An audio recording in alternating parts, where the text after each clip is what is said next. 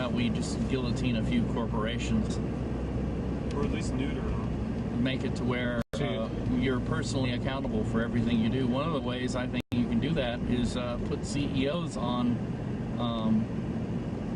commission basis only. If your company makes money, you get a percentage of that. If they don't make money, you pay it out of your wallet. Well, they give them bonuses whether the company makes money or not.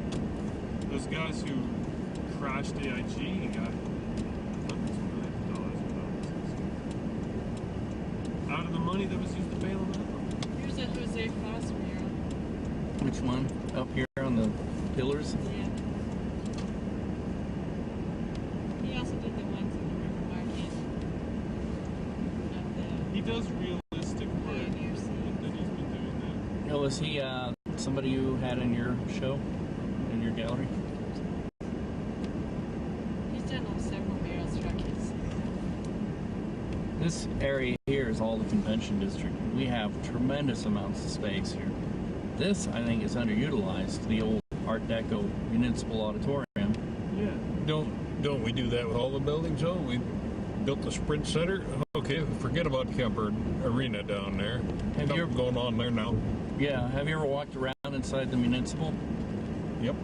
Have you guys? Uh-huh. Oh, you should go in there. It's beautiful. It's a beautiful Art Deco building.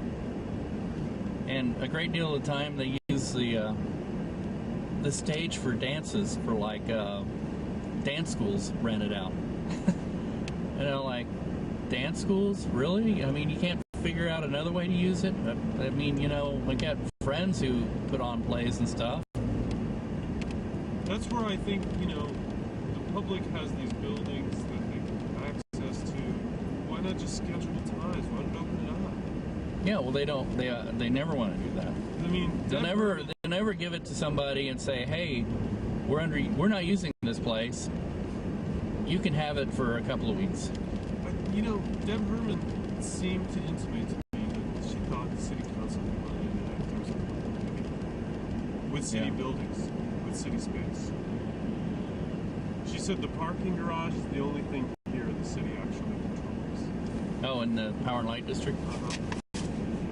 But that we could put on shows in the parking garage. Somebody actually tried to do that. Well, yeah, and what happens is somebody brings out a play that's in any way controversial. Instead of reacting in a way that says, "Hey, we don't like what they're saying here. We're going to come up with a counter production and use the space to get our message across." Instead, usually teabaggers will say, "We don't like this being used for public money. We're going to shut it down." But it's like, you know what? Why can't the people who are not teabaggers, the other side, the leftists say, "Hey, we don't like the Power and Light District. We want to shut down. This use of public money that's not appropriate." Well, we're not even talking about using public money. We're just talking about using spaces that are just dead. But that are being paid for to be heated and cooled already. But the thing is that once you do that, like if you put on something that's controversial in any way, usually if you put on something that's secular, it doesn't have to be very controversial. That's where the not-for-profit fails time and time again. Because the teabaggers, or somebody like that, comes along and says, "We don't want this in a public space." And I'm like, "Well, we don't want this in a public space." Well, that's why the first show you do, you blow the doors off. Yeah. You like combine every single faux pas there is. But you need to have a passion play in order for it to be safe. Oh, it won't be safe. It'll be anything but safe. I but think it'll be so outrageous at the beginning that everything else just seems much less. I think what's going to come out of this impending depression we're in is a bunch of really raunchy, dirty places that everyone just loves and feeds money hand over fist to because they're so bored with all this safe stuff all around them. But then you get into the speakeasy, and the problem with speakeasy is just like what we've always been talking about. Then it becomes like, well, you can come in, but you can't. You know, I don't know you. You get people who get to control the velvet rope. Yeah.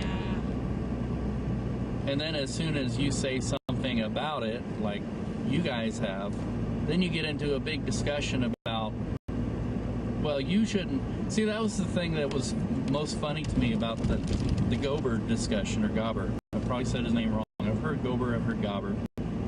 But the discussion you brought up about his art was a lot of people who were attacking you, especially using the ad hominem attacks, personal attacks against you as a reverse argument to your argument, were people who are basically saying it because he's a friend of mine. And I'm like, what does that matter, the discussion? I mean, you know, is I your... wasn't